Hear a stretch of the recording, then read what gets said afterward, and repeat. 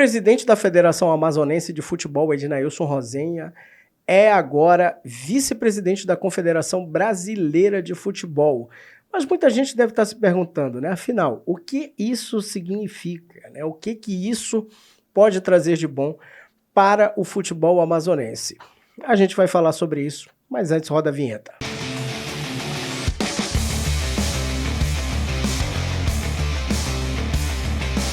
Galera, você que está conhecendo agora o canal do Leanderson Lima, eu faço um convite muito especial para você.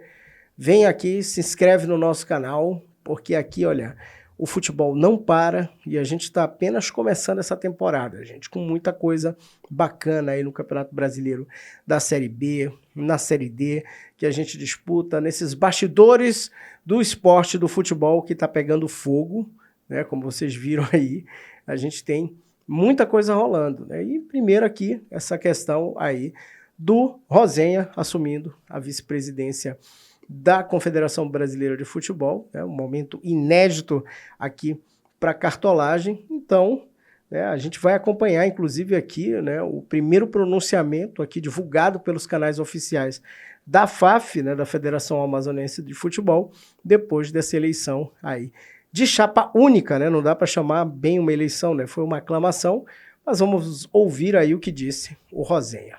Olha, a gente está muito feliz, quem lutou tanto para ser presidente da Federação Amazonense de Futebol, para mim já era muito ser presidente da FAF, porque eu pude nesses 27 meses contribuir muito com o futebol amazonense, que é uma coisa que é ativo do meu coração. O amor pelo futebol da minha terra é uma coisa que nasceu dentro de mim e isso é o meu legado. A gente, né, foi, graças a Deus, olhado pela gestão do presidente Reginaldo. Ser vice-presidente da CBF é algo grande. Eu não esperava, para mim foi uma surpresa. Mas é aquela coisa, a gente entende que se nos entregam é porque a gente fez por merecer. E a longo prazo isso vai ter efeitos que eu tenho certeza que serão muito bons, sobretudo para o futebol amazonense, para o Amazonas mais profundo, para o Amazonas que precisa ser enxergado. Eu vou fazer a CBF enxergar o Amazonas profundo. Nós sabemos que existem mulheres lá no interior do estado que precisam ser olhados, que a gente precisa fomentar o futebol para o interior. Nós sabemos que os nossos clubes profissionais precisam ser mais ajudados, precisam ser valorizados e, acima de tudo, respeitados. Nunca houve um vice-presidente de CBF do Amazonas, é a primeira vez. E eu vou saber honrar com todas as minhas forças essa prerrogativa. Nós vamos colocar o Amazonas no topo, se Deus quiser. Então, pessoal, o que significa ser um vice, né, um vice-presidente da Confederação Brasileira de Futebol? E a CBF ela tem uma estrutura assim que é bem curiosa, né? Porque na prática assim não é como o Instituto da Presidência, por exemplo, da República, onde você tem o presidente e o vice, né? Você tem, na verdade, ali 8 vice-presidentes e todos eles, né, dirigentes das federações locais. E aí muita gente deve estar fazendo aquela pergunta assim, mas para que tudo isso, né, cara? Por que 8 vice-presidentes? E o que um vice-presidente, entre esses 8 aí, podem fazer de bom aí para o futebol amazonense? Eu acho que, de cara, a gente tem que usar aqui uma figura de linguagem, né? Porque eu acho assim, que um dirigente numa posição de destaque, na pior das hipóteses, ele funciona como uma camisinha. E é melhor você ter e não usar do que você precisar usar e não ter. E por que isso, gente? Tudo é política neste país, gente. E o futebol, evidentemente, ele não foge à regra, é política também. E muita política, gente. A Confederação Brasileira de Futebol, nessa própria configuração de eleição, a gente já vê como isso funciona. Por exemplo, o Ronaldo Nazário tentou ali entrar nessa disputa e não conseguiu. E não conseguiu por quê? Porque é um circuito altamente fechado. E você não consegue, por mais boa vontade que você tenha de mudar qualquer coisa no futebol brasileiro, você não consegue mudar de fora para dentro. Você tem que estar dentro para poder tentar alguma mudança, embora eu acho que isso seja bem difícil também. Mas quando a gente fala da importância, né, da política ou dessa questão política, eu acho que é bom a gente lembrar, inclusive, historicamente, né, de alguns dirigentes aqui que já passaram pelo nosso futebol e que mostraram força política. E eu acho que o grande expoente que a gente teve na nossa história, sem dúvida nenhuma, foi a figura do Flaviano Limonge, né? Porque é o fundador da Federação Amazonense de Futebol, né? Ficou conhecido aí como patriarca, e ele é o primeiro cara, o primeiro cartola que mostra ali o peso de você ter essas relações, né? De poder conversar com a confederação, na época a CBD, né? Não existia ainda a Confederação Brasileira de Futebol, e ele tinha um laço muito estreito ali com a figura do João Avelange, e graças a isso, por exemplo, uma das coisas que ele conseguiu naquele tempo, né, que foi um feito e tanto, foi trazer a seleção brasileira antes do tricampeonato no México para jogar aqui na pré-inauguração do estádio Vivaldo Lima. Ou seja, ali tudo que é costura política, né? Naquela época o próprio futebol amazonense vivia o seu auge ali, ainda antes do processo de criação das divisões, mas o futebol amazonense disputava, estava ali na elite, aquela coisa toda. Então, ali é a primeira lembrança que a gente tem ali da importância de um grande dirigente à frente do futebol amazonense, e sem dúvida nenhuma, se você falar até com as pessoas mais velhas do que eu, sem dúvida nenhuma a figura do Limonge vem à mente. Mais recentemente, né, cara, não vou dizer aqui que foi um expoente e tal, tudo mais, até porque viveu ali o período talvez mais difícil do futebol amazonense. A gente teve a figura do Dicica Valério, mas, assim, tem uma coisa, por exemplo, ainda que muita gente critique o Dicica, e muito com toda razão, pelo tempo que ele ficou à frente da federação,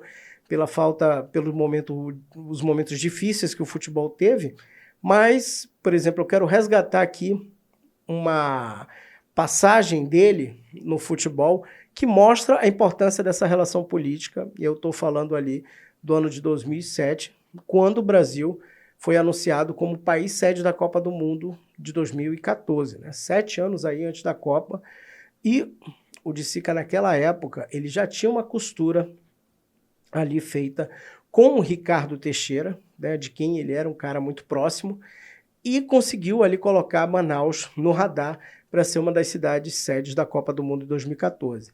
E eu me lembro, por que eu me lembro disso? Porque eu estava lá, eu cobri isso aí, eu fiz a primeira entrevista mostrando que Manaus, né, pelo trabalho já naquela época ainda, já dessa articulação da federação local com a confederação, já estava ali desenhando o escopo para trazer a Copa para cá. E naquela época teve muito kkkk, aonde que Manaus vai ser cidade sede de Copa, tá ficando maluco, aquela coisa toda. E depois disso, né, e em 2009 foi confirmado aí Manaus como sede da Copa do Mundo, né, um adiantamento que o presidente da federação já tinha feito lá atrás. É claro, estou dizendo aqui que foi só o presidente da FAF? Não foi, com certeza, mas foi a primeira porta de entrada, foi a primeira costura que foi feita, e depois aí a figura do então governador Eduardo Braga,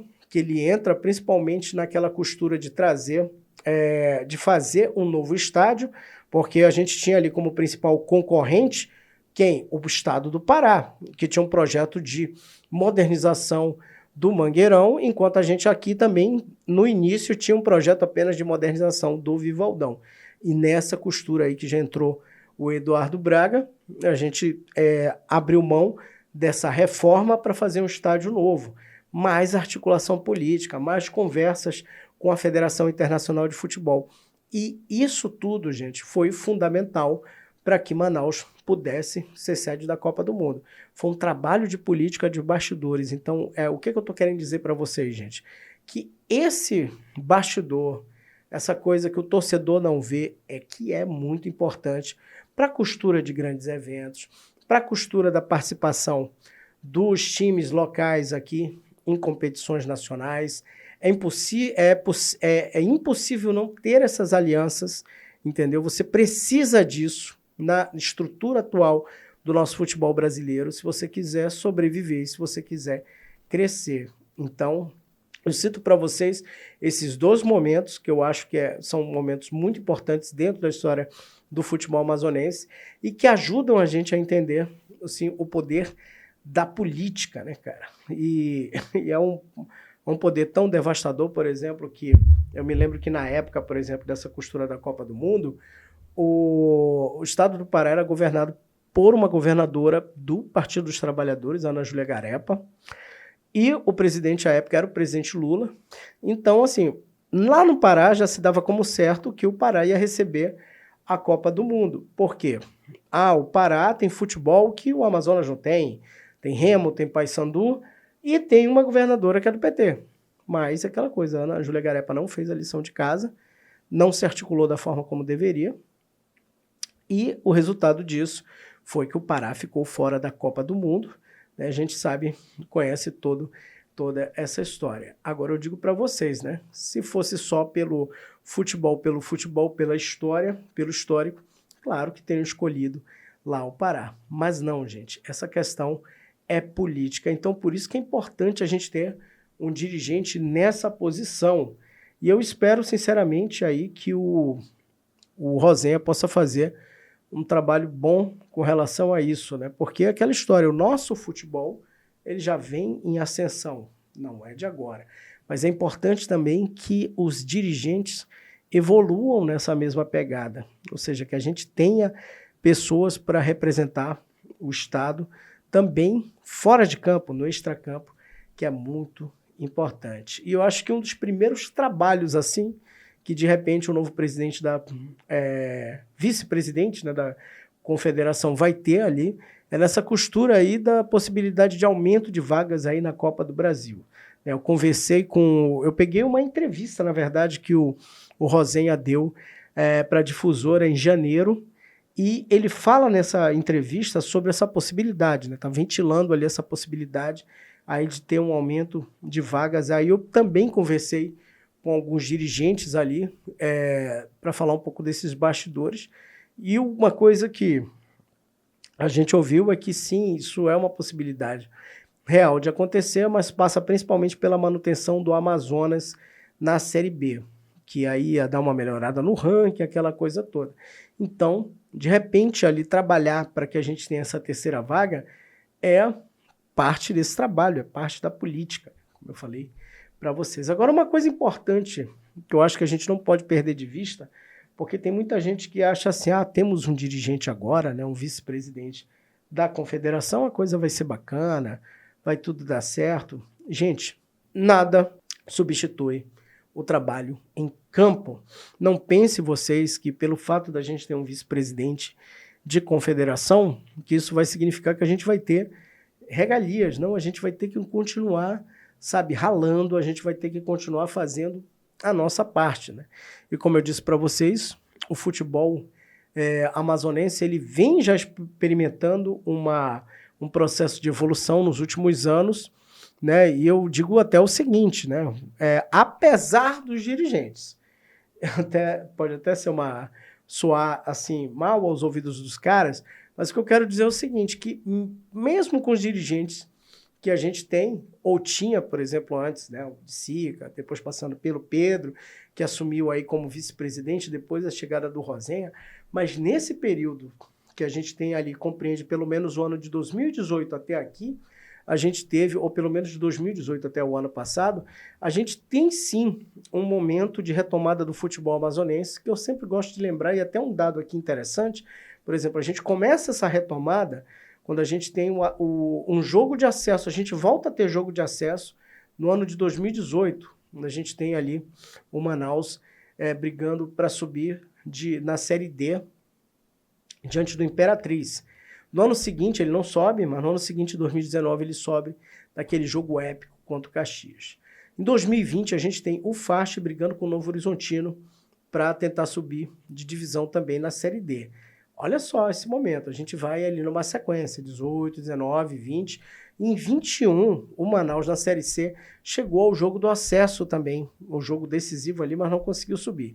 Aí o Amazonas vem, a partir de 2022, disputando a Série D, sobe. Em 2023 ele sobe para a Série C, aliás, ele disputa a Série C, ganha a Série C e consegue o título brasileiro que a gente nunca tinha conquistado. Então, o que eu quero dizer para vocês, gente? De 2018 para cá, se a gente faz essa linha do tempo, a gente está observando aí de uma forma muito clara que o futebol ele vem crescendo. Então, acontece isso apesar dos dirigentes. Quer dizer, não é... Eu acho que é bom a gente pontuar isso aí, o seguinte, gente. O futebol, ele não cresce porque a gente tem um presidente A, porque agora ele vai ser vice-presidente, mas a gente tem um futebol melhor, primeiro, a partir dos clubes, quando eles reformam a sua mentalidade, principalmente esses novos clubes que deixam a parte política de lado, sabe, que tem uma quantidade menor de pessoas tomando decisões, e essa quantidade menor de pessoas tomando decisões ajudam a coisa andar mais rápido, diferente dos clubes tradicionais, onde o cara tem chapa isso, chapa aquilo, conselheiro disso, conselheiro aquilo, é aquele inferno, entendeu? Então, a gente precisa continuar nessa pegada, sabe? Muito bom ter dirigente lá na federação, na Confederação Brasileira de Futebol, ok, mas nunca perder de vista que a gente tem que ter esse trabalho de campo. A gente tem que ter esse trabalho feito pelos clubes. E agora, né, não menos importante, eu quero falar também aqui do senhor Edinaldo Rodrigues, né? E o fato positivo da gente ter um dirigente agora lá entre os vice-presidentes da confederação, para mim, não diminui nada. Assim, a minha antipatia, vou dizer assim, antipatia mesmo, a minha crítica ao presidente da Confederação Brasileira de Futebol, ao Edinaldo Rodrigues, que para mim, pelo menos nessa primeira passagem dele, né, nesse primeiro mandato, eu acho que ele fez uma gestão muito ruim, principalmente se tratando de seleção brasileira. Aliás, especificamente falando de seleção brasileira, cara. Porque, assim, a gente teve vários episódios terríveis. A gente teve esse episódio do Carlo Ancelotti, essa vergonha da gente ter ficado esperando um treinador estrangeiro. A gente teve a ida do Fernando Diniz, que deu com os burros na água, ou seja, foi uma pataquada atrás da outra. Então, para mim, a minha visão que eu tenho da Confederação Brasileira de Futebol na gestão do Edinaldo é muito ruim, sabe? Porém, como eu disse para vocês, né, aqui quando eu estava falando do Manaus, apesar dos dirigentes, né, a gente tem sim, aí, por que não, a esperança de repente até ganhar a Copa do Mundo ano que vem, ainda mais em se tratando de seleção brasileira, porque se a gente for fazer um histórico, né, o Brasil ganhava, apesar de Ricardo Teixeira, apesar de João Avelange, apesar de tudo que a gente sabia que rolava ali nos bastidores, mas o brasileiro, quando bota a bola para jogar, quando a gente tem uma boa geração, quando a gente se prepara bem, a gente tem essa chance de ganhar. Então, assim, vai ser com o Edinaldo a Copa do ano que vem, como presidente, e espero que a gente possa fazer um bom papel. E por que não? A gente pode até, de repente, ganhar essa Copa, né? O que não seria nada mal. É isso, pessoal. Então, aqui eu quero deixar os parabéns ao Rosenha, né? Que aprendeu muito rápido aí os meandros desse jogo, né? Ascendeu como presidente da Federação Amazonense de Futebol e já assume um cargo aí de vice-presidente da CBF, né? Que ele consiga galgar cargos ainda maiores, mas principalmente, né, que consiga realmente engrossar o couro do futebol do Norte, do futebol do Amazonas, e que ele possa ser uma dessas partes, né, dessa grande engrenagem, porque, como eu disse para vocês e repito, não é ele que vai resolver sozinho. A gente precisa de equipes fortes, fazendo um grande trabalho, porque aí é aquela história, você tem um grande trabalho de um clube, subindo, mostrando o resultado em campo, aí você tem que ter também dirigentes à altura daquilo que está sendo feito, e aí todo mundo vai crescendo, todo mundo vai galgando seu espaço e as coisas vão melhorando de forma natural. Essa é a minha torcida, né, e eu espero que a gente tenha dias cada vez melhores, porque os dias já melhoraram muito. Por exemplo, eu posso falar isso de cadeira, sou jornalista esportivo no Amazonas desde 2003, então eu sei o que é sofrer com coberturas complicadíssimas, com o período de fundo de poço que a gente viveu, e eu posso dizer ali de 2009, que foi o ano da disputa da criação da Série D, até 2019, a gente só sofreu nessa divisão, mas depois parece que quando em 2019 a gente sai dali, a gente se liberta e o futebol amazonense começa a crescer. E que a gente possa continuar trilhando esse caminho de sucesso. Boa sorte, Rosenha. Boa sorte aí ao próprio Edinaldo que ele possa fazer uma gestão bem melhor nesse segundo mandato. Vamos que o futebol não para.